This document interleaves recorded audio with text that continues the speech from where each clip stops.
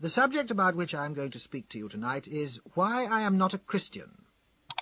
Perhaps it would be as well, first of all, to try to make out what one means by the word Christian.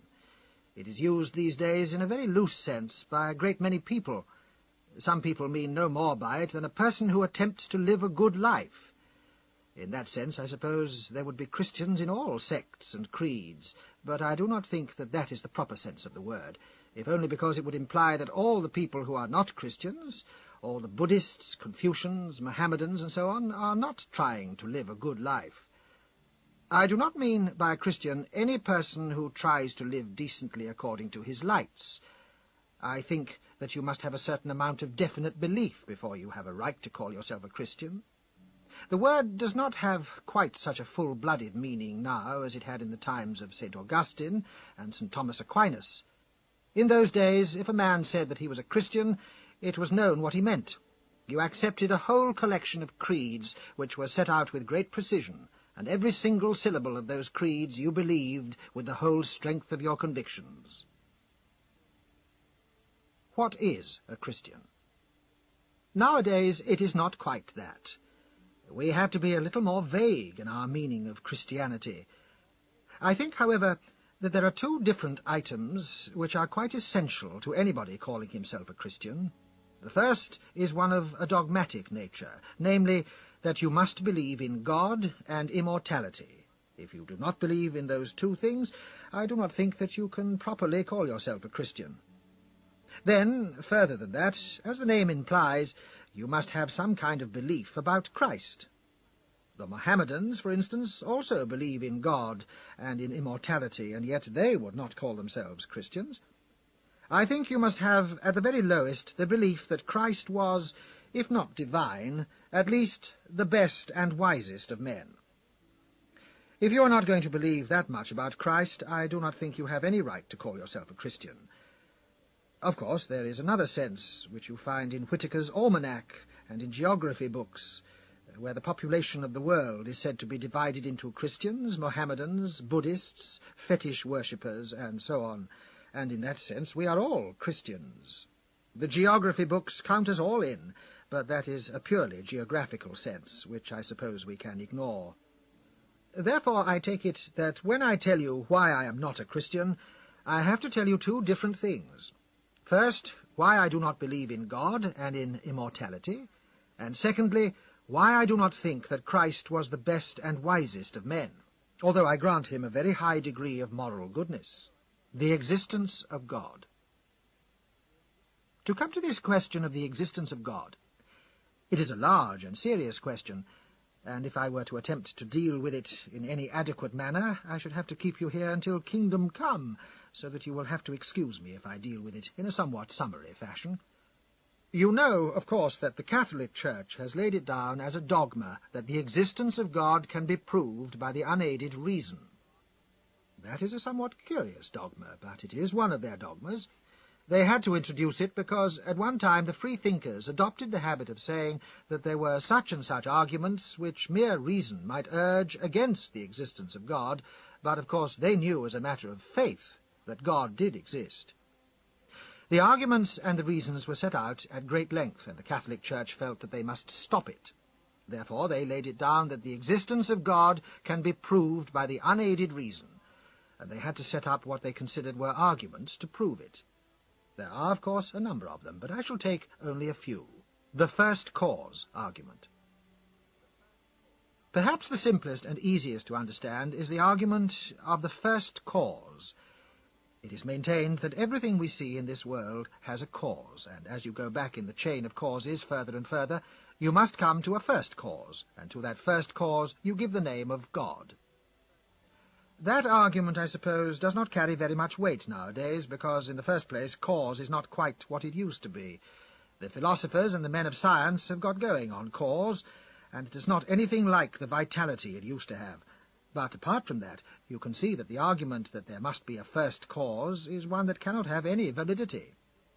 I may say that when I was a young man, and was debating these questions very seriously in my mind, I for a long time accepted the argument of the first cause, until one day, at the age of 18, I read John Stuart Mill's autobiography, and I there found this sentence: My father taught me that the question, who made me, cannot be answered, since it immediately suggests the further question, who made God? That very simple sentence showed me, as I still think, the fallacy in the argument of the first cause. If everything must have a cause, then God must have a cause. If there can be anything without a cause, it may just as well be the world as God, so that there cannot be any validity in that argument. It is exactly of the same nature as the Hindus' view that the world rested upon an elephant, and the elephant rested upon a tortoise, and when they said, how about the tortoise, the Indian said, suppose we change the subject. The argument is really no better than that. There is no reason why the world could not have come into being without a cause, nor, on the other hand, is there any reason why it should not have always existed. There is no reason to suppose that the world had a beginning at all. The idea that things must have a beginning is really due to the poverty of our imagination. Therefore, perhaps I need not waste any more time upon the argument about the first cause. The natural law argument. Then there is a very common argument from natural law. That was a favourite argument all through the 18th century, especially under the influence of Sir Isaac Newton and his cosmogony. People observed the planets going around the sun according to the law of gravitation, and they thought that God had given a behest to these planets to move in that particular fashion, and that was why they did so.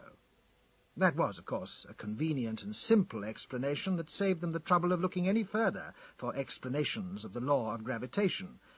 But nowadays we explain the law of gravitation in a somewhat complicated fashion that Einstein has introduced.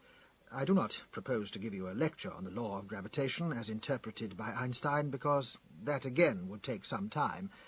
At any rate, you no longer have the sort of natural law that you had in the Newtonian system, where, for some reason that nobody could understand, nature behaved in a uniform fashion. We now find that a great many things we thought were natural laws are really human conventions. You know that even in the remotest depths of stellar space there are still 3 feet to a yard. That is no doubt a very remarkable fact, but you would hardly call it a law of nature. And a great many things that have been regarded as laws of nature are of that kind. On the other hand, where you can get down to any knowledge of what atoms actually do, you will find they are much less subject to law than people thought, and that the laws at which you arrive are statistical averages of just the sort that would emerge from chance. There is, as we all know, a law that if you throw dice, you will get double sixes only about once in 36 times, and we do not regard that as evidence that the fall of the dice is regulated by design. On the contrary, if the double sixes came every time, we should think that there was design. The laws of nature are of that sort as regards a great many of them. They are statistical averages, such as would emerge from the laws of chance, and that makes this whole business of natural law much less impressive than it formerly was. Quite apart from that, which represents the momentary state of science that may change tomorrow, the whole idea that natural laws imply a lawgiver is due to a confusion between natural and human laws. Human laws are behests commanding you to behave a certain way, in which way you may choose to behave or you may choose not to behave. But natural laws are a description of how things do in fact behave, and being a mere description of what they in fact do, you cannot argue that there must be somebody who told them to do that, because even supposing that there were, you are then faced with the question, why did God issue just those natural laws and no others? And if you say that he did it simply from his own good pleasure, and without any reason, you then find that there is something which is not subject to law, and so your train of natural law is interrupted. If you say, as more orthodox theologians do, that in all the laws which God issues he had a reason for giving those laws rather than others, the reason, of course, being to create the best universe, although you would never think it to look at it, if there were a reason for the laws which God gave, then God himself was subject to law, and therefore you do not get any advantage by introducing God as an intermediary. You have really a law outside and anterior to the divine edicts, and God does not serve your purpose, because he is not the ultimate lawgiver. In short, this whole argument about natural law no longer has anything like the strength that it used to have. I am travelling on in time in my review of the arguments. The arguments that are used for the existence of God change their character as time goes on. They were at first hard intellectual arguments embodying certain quite definite fallacies. As we come to modern times, they become less respectable intellectually and more affected by a kind of moralizing vagueness. The argument from design.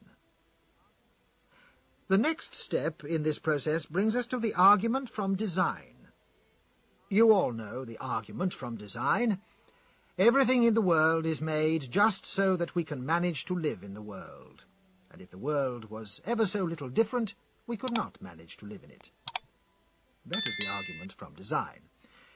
It sometimes takes a rather curious form. For instance, it is argued that rabbits have white tails in order to be easy to shoot. I do not know how rabbits would view that application. It is an easy argument to parody. You all know Voltaire's remark that obviously the nose was designed to be such as to fit spectacles. That sort of parody has turned out to be not nearly so wide of the mark as it might have seemed in the 18th century, because since the time of Darwin we understand much better why living creatures are adapted to their environment. It is not that their environment was made to be suitable to them, but that they grew to be suitable to it, and that is the basis of adaptation. There is no evidence of design about it. When you come to look into this argument from design, it is a most astonishing thing that people can believe that this world, with all the things that are in it, with all its defects, should be the best that omnipotence and omniscience have been able to produce in millions of years. I really cannot believe it. Do you think that if you were granted omnipotence and omniscience, and millions of years in which to perfect your world, you could produce nothing better than the Ku Klux Klan or the fascists? Moreover, if you accept the ordinary laws of science, you have to suppose that human life and life in general on this planet will die out in due course. It is a stage in the decay of the solar system. At a certain stage of decay, you get the sort of conditions of temperature and so forth which are suitable to protoplasm, and there is life for a short time in the life of the whole solar system.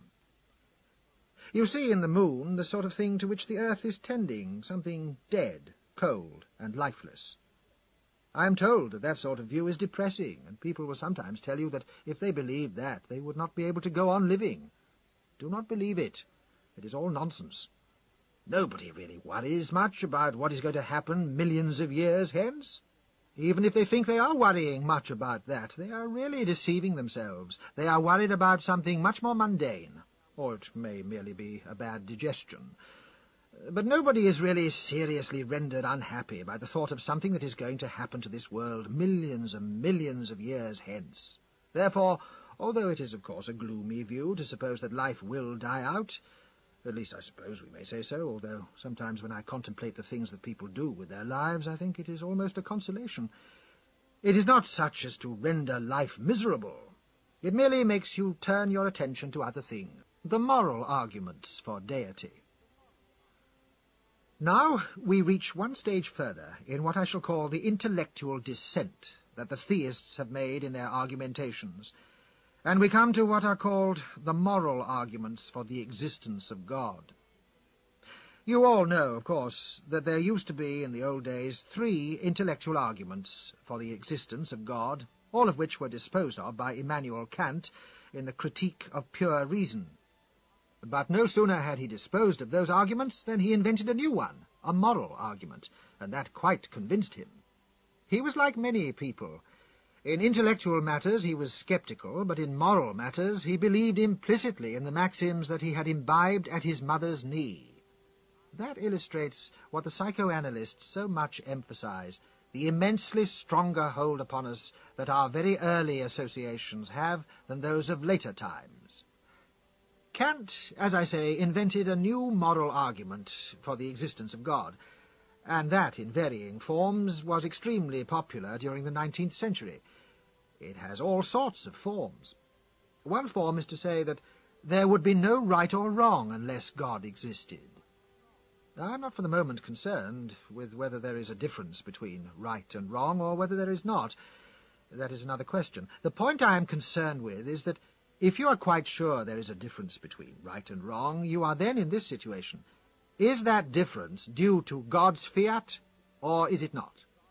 If it is due to God's fiat, then for God himself there is no difference between right and wrong, and it is no longer a significant statement to say that God is good. If you are going to say, as theologians do, that God is good, you must then say that right and wrong have some meaning which is independent of God's fiat, because God's fiats are good and not bad, independently of the mere fact that he made them. If you are going to say that, you will then have to say that it is not only through God that right and wrong came into being, but that they are, in their essence, logically anterior to God. You could, of course, if you liked, say that there was a superior deity who gave orders to the God who made this world, or could take up the line that some of the Gnostics took up, a line which I often thought was a very plausible one, that, as a matter of fact, this world that we know was made by the devil at a moment when God was not looking. There's a good deal to be said for that, and I'm not concerned to refute it.